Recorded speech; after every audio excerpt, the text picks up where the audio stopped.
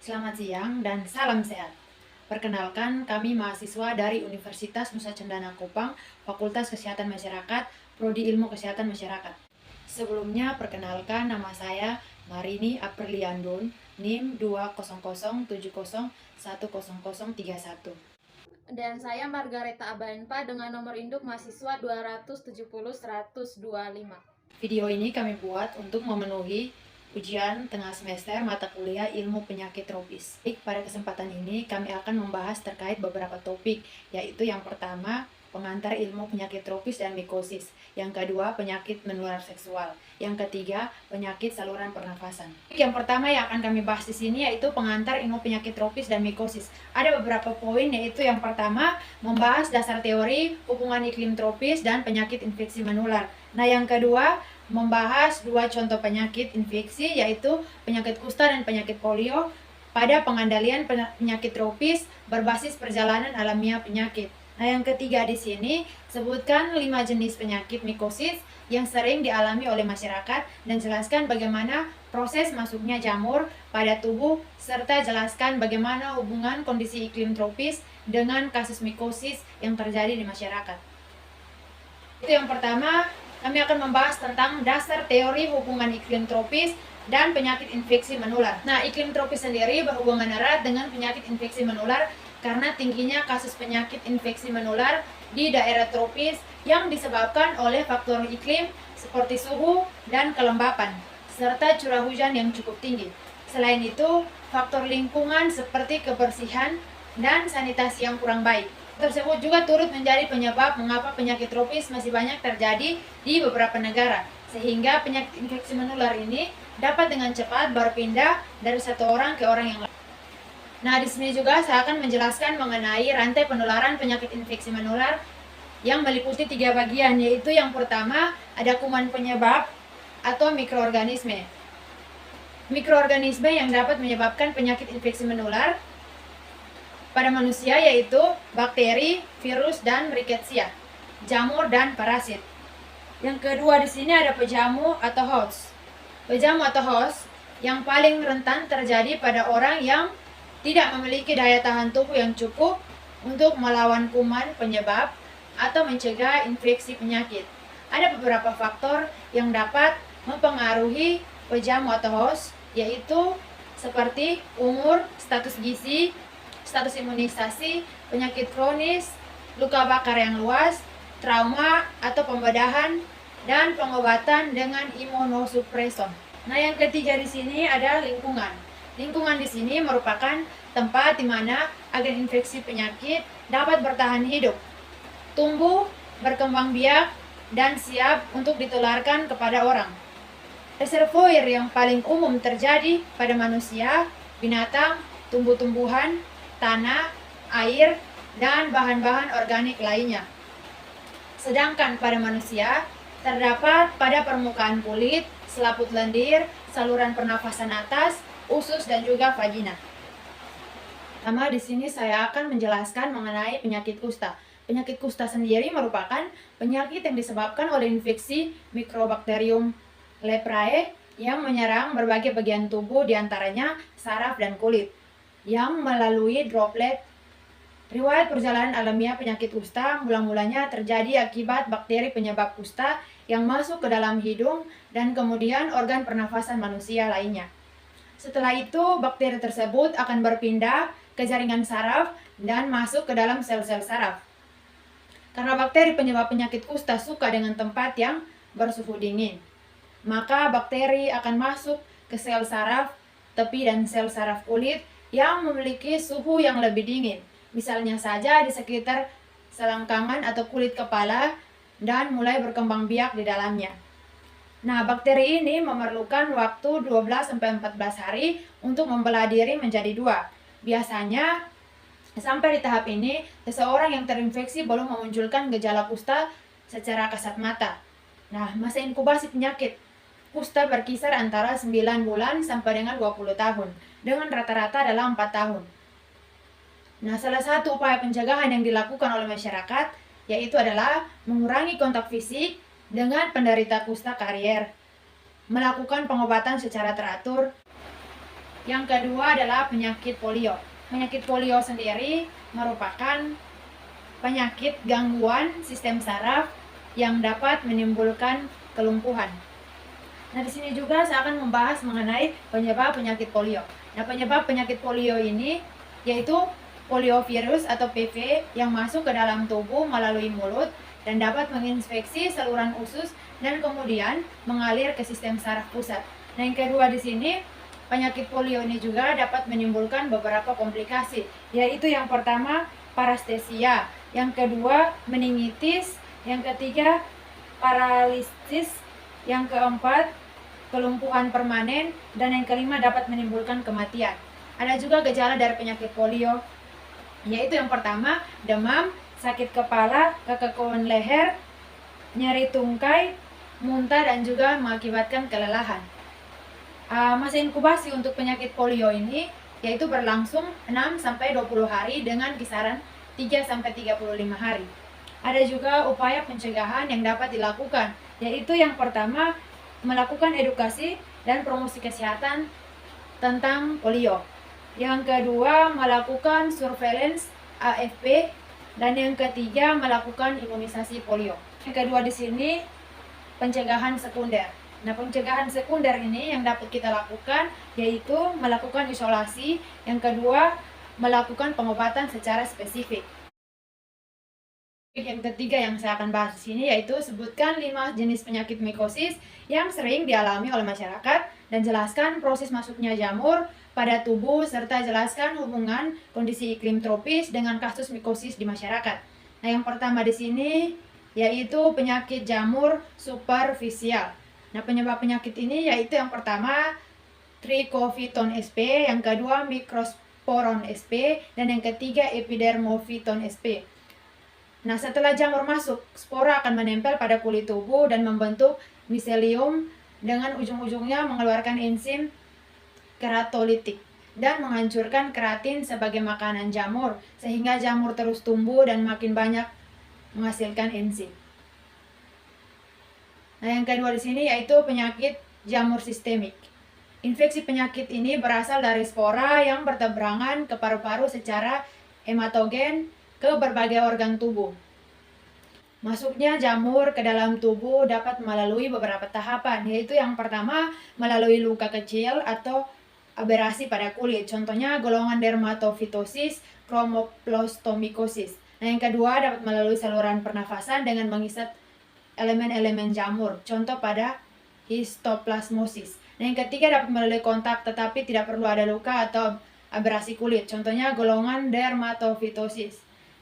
Nah, yang ketiga di sini ya ada penyakit jamur chromomycosis. Penyebab penyakit ini yang pertama Pialopora, yang kedua Fancea sp, yang ketiga Cladosporium corioni. Spora yang masuk ke dalam kulit melalui luka, terutama di daerah terbuka seperti tangan dan kaki. Nah, yang keempat di sini penyakit jamur sporotrichosis. Penyebab penyakit ini ada beberapa, yaitu yang pertama Sporotrix, yang kedua Skensi yang bersifat sporofit. Pada tumbuhan, patogenesis penyakit ini yaitu spora masuk melalui kulit, luka pada tangan dan kaki. Untuk masa inkubasi pada penyakit ini yaitu kurang lebih 3 minggu dan 5 hari setelah inkubasi lesi primer. Nah, yang kelima ada penyakit jamur mycetoma. Penyakit ini sendiri merupakan penyakit kulit lokal yang dapat merusak selain kulit juga dapat merusak jaringan subkutan dan tulang. Predileksi atau biasanya pada kaki dan tangan, tapi tempat lain kadang-kadang bisa menyebabkan terjadinya infeksi tersebut. Penyebab penyakit ini yaitu jamur spesies Eumycotoma dan Actinomycetoma. Nah, untuk infeksi penyakit ini dapat melalui luka kulit. Lesi awal berupa nodula bawah kulit yang keras, tidak sakit, dan dapat digerakkan di bawah kulit atau melekat pada kulit. Nah, untuk penyakit mikosis ini paling banyak ditemukan di daerah dengan iklim tropis, karena jamur dapat bertahan hidup di daerah tropis dan dapat tersebar di dalam tanah, kemudian dapat berasosiasi dengan tanaman. Baik, di sini saya akan melanjutkan membahas materi selanjutnya yaitu penyakit menular seksual atau PMS. Jadi sebelum masuk pada pertanyaan-pertanyaannya, saya akan menjelaskan sedikit apa itu penyakit menular seksual atau PMS. Jadi penyakit menular seksual atau PMS adalah infeksi yang ditularkan melalui hubungan seksual, baik itu hubungan seksual dengan seks anal maupun seks oral. Jadi setelah kita mengetahui apa itu penyakit menular seksual, selanjutnya saya akan masuk pada pertanyaan yang pertama, yaitu apa saja penyakit menular seksual yang tergolong dalam infeksi lokal maupun sistemik, dan apa perbedaannya. Jadi yang pertama adalah penyakit menular seksual yang tergolong dalam infeksi sistemik. Adalah penyakit menular seksual yang ditularkan atau gejalanya dapat dilihat atau ditemukan di seluruh tubuh. Sedangkan penyakit menular seksual yang tergolong dalam infeksi sistemik adalah penyakit menular seksual yang tanda dan gejalanya dapat dilihat pada bagian tertentu. Contoh penyakit menular seksual yang tergolong dalam infeksi lokal adalah penyakit sifilis, gonore, klamidia, kutil kelamin, HIV, herpes genital, dan HPV. Jadi perbedaannya adalah infeksi lokal adalah penyakit menular seksual yang tanda dan gejalanya itu dapat dilihat atau ditemukan pada bagian tubuh tertentu, sedangkan infeksi sistemik adalah penyakit menular seksual yang tanda dan gejalanya dapat ditemukan atau dapat dilihat di seluruh tubuh.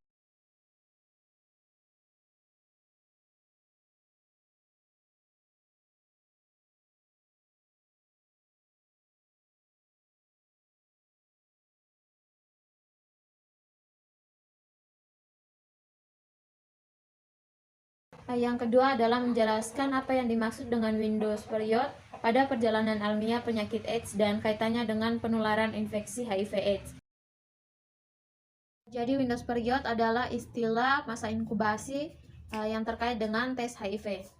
Jadi Windows period HIV adalah waktu antara terpapar HIV hingga hasil tes yang dilakukan dapat memberikan hasil yang akurat. Jika seseorang masih berada pada masa Windows period, maka hasil tes yang dilakukan pasti negatif. Sedangkan ia sebenarnya sudah tertular dan dapat menularkan ke orang lain.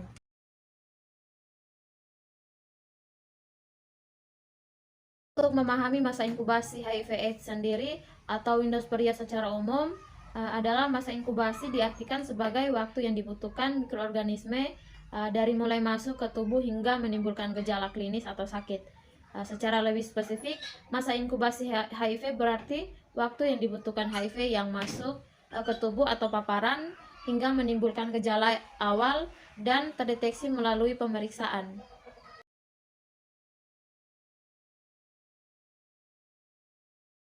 Beberapa orang ingin melakukan tes HIV secepat mungkin, namun untuk mendapatkan hasil tes HIV yang akurat, maka ada waktu-waktunya. Jadi terkait dengan tes HIV ini, biasanya istilah masa inkubasi HIV itu lebih dikenal dengan Windows period. Pertanyaan yang ketiga adalah mengapa wanita dan penderita penyakit menular seksual lebih berisiko terinfeksi HIV? Alasan yang pertama adalah karena suami atau pasangan seksual mereka memiliki perilaku seksual yang tidak aman di luar pernikahannya dan atau menggunakan narkoba suntik yang tidak steril. Kerentanan perempuan terhadap penularan penyakit seperti HIV ini didasarkan pada beberapa faktor yang terjadi pada level individu, rumah tangga, dan masyarakat, serta level makro yang sering membuat perempuan tidak menyadari bahaya dari HIV dan AIDS itu sendiri. Alasan yang kedua adalah karena permukaan vagina lebih besar dan lebih rentan terhadap sekresi seksual dibandingkan penis yang memang tertutup kulitnya. Alasan yang ketiga adalah karena wanita mengalami menstruasi. Seorang wanita yang sudah dewasa akan mengalami menstruasi setiap bulannya. Darah yang keluar saat menstruasi sangat kotor dan mudah ditumbuhi bakteri. Bila wanita tidak menjaga kebersihan organ intim saat menstruasi, maka risiko terkena infeksi akan semakin tinggi. Infeksi seperti bakterial vaginosis sampai keputihan patogen bisa saja timbul akibat hal ini. Pertanyaan yang keempat adalah menjelaskan teori pengendalian penyakit berbasis perjalanan ilmiah untuk penyakit AIDS dan apakah mencegah atau mengobati atau lainnya, serta usia yang tepat untuk dimulai diberikannya edukasi penyuluhan penyakit menular seksual. Riwayat almiah penyakit atau natural history of disease adalah gambaran tentang perjalanan waktu dan perkembangan penyakit pada individu, di mana dimulai sejak terjadinya paparan dengan agent kausal hingga terjadinya akibat penyakit, seperti kesembuhan atau kematian tanpa terinterupsi oleh suatu intervensi preventif. Pengetahuan tentang riwayat almiah penyakit merupakan langkah awal yang perlu dilakukan untuk mengetahui aspek-aspek lain yang terkait dengan penyakit.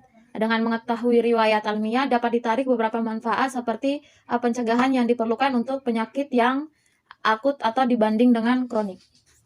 Dan dalam pengendalian penyakit HIV/AIDS ini sendiri, karena sampai saat ini belum ada vaksin atau belum ada obat yang tepat untuk mencegah infeksi HIV, maka yang lebih efektif adalah kita dapat melakukan pencegahan, dan pencegahan di sini dilakukan dengan konsep A, B, C, D, E, yakni yang pertama A atau abstinensi, yaitu bagi yang belum menikah tidak melakukan hubungan seksual di luar nikah, dan itu adalah langkah yang paling tepat untuk menghindari paparan HIV.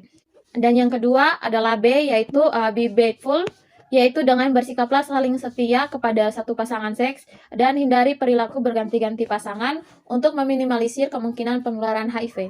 Yang ketiga yaitu C atau kondom, yaitu menggunakan kondom yang baru setiap berhubungan seks, baik melalui vagina maupun melalui dubur. Dan bila memilih kondom yang berpelumas, pastikan memilih pelumas yang berbahan dasar air. Hindari kondom dengan pelumas yang berbahan dasar minyak karena dapat membuat kondom bocor. Yang keempat adalah D atau drug no, yaitu menghindari penggunaan narkoba, terutama melalui jarum suntik, dan hal ini bisa mencegah seseorang terinfeksi HIV.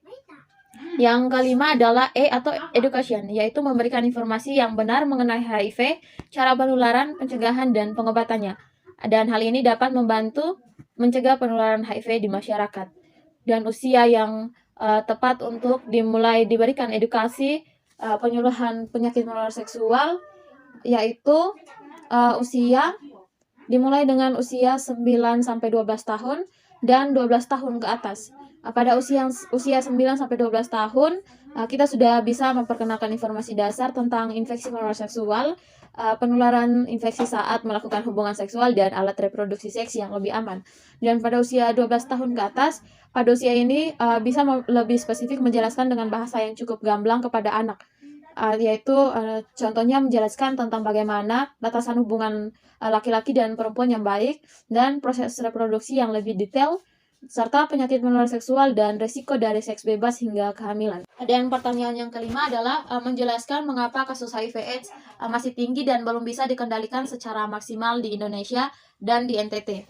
Dan alasan mengapa kasus HIV/AIDS masih tinggi dan belum bisa dikendalikan secara maksimal di Indonesia dan di NTT adalah yang pertama disebabkan oleh perilaku seks bebas. Hal itu terjadi karena masih rendahnya pengetahuan masyarakat tentang perilaku seks berisiko, pencegahan kehamilan yang tidak diinginkan, serta penyakit menular seksual. Dan juga masih ada hambatan dalam upaya penanggulangan HIV/AIDS, yaitu karena kurangnya kesadaran dan kemauan pasien untuk minum obat, seperti minum obat antiretroviral virus atau ARV.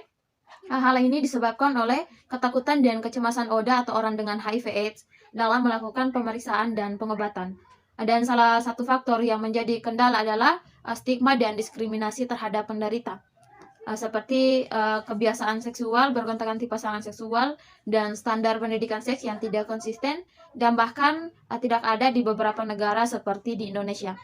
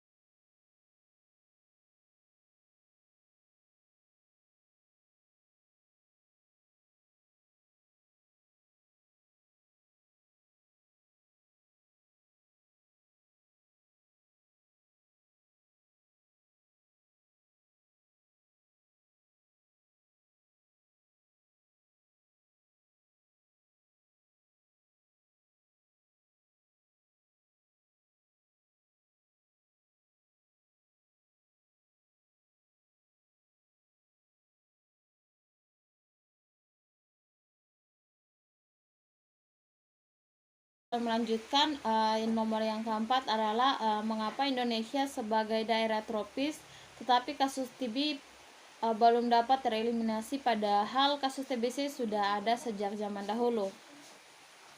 Dan bahkan TBC menjadi salah satu penyakit yang tergolong re-emergency disease, sehingga TBC di Indonesia tertinggi ketiga di dunia.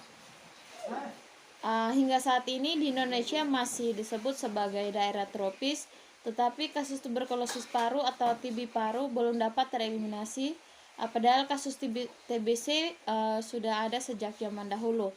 Bahkan TBC menjadi salah satu penyakit yang tergolong re-emergency disease, sehingga TBC di Indonesia tertinggi ketiga di dunia, karena dipengaruhi oleh 3 faktor yang menyebabkan tingginya kasus TB di Indonesia, yaitu waktu pengobatan TB yang relatif lama, yaitu 6-8 bulan.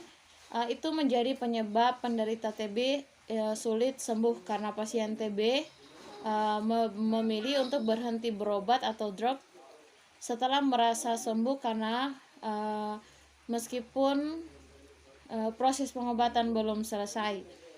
Selain itu, masalah TB diperberat dengan adanya peningkatan infeksi HIV/AIDS yang berkembang dengan cepat dan munculnya permasalahan TB MDR atau multi drug resistant, atau kekebalan yang menyerang terhadap otot. Masalah ini adalah adanya penderita TB talent, di mana penderita tidak sakit, namun akibat daya tahan tubuh menurun, penyakit TB akan muncul. Lalu pertanyaan yang kelima, yaitu menjelaskan teori pengendalian penyakit berbasis perjalanan alamiah untuk penyakit TBC dengan mencegah atau mengobati atau lainnya.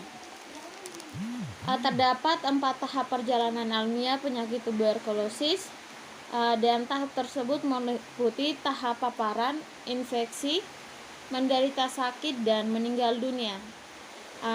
Yang pertama, tahap paparan.